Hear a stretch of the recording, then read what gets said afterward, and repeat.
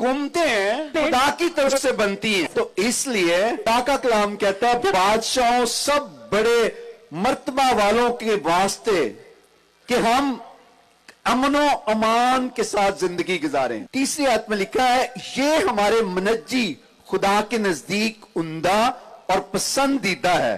किसको ये पसंद है? ये बात खुदा को। जो बात खुदा को पसंद हो तो हमें करनी चाहिए या नहीं करनी चाहिए? बहुत सारे लोग, मैं उनका डबल फेस देखता हूँ। एक तरफ वो बड़े रिलीजियस बनते हैं, बड़े मजहबी बनते हैं, वो समझते हैं कि ये पुलपट, इस पुलपट पर कोई पॉलिटिशियन नहीं खड़ा हो सकता, इस पुलपट पर सिर्फ पास्टर खड़ा हो सकता है। ये पुलपट किसी पास्टर की मलकियत नहीं है, किसी बिशप की मलकियत नहीं है, किसी डिनोमिनेशन की मलकियत नहीं है। ये पुलपट यीशु मसीह की मलकियत है। इस पर हर शख्स खड़ा हो सकता है, क्योंकि खुदा का कलाम कहता है बादशाहों के लिए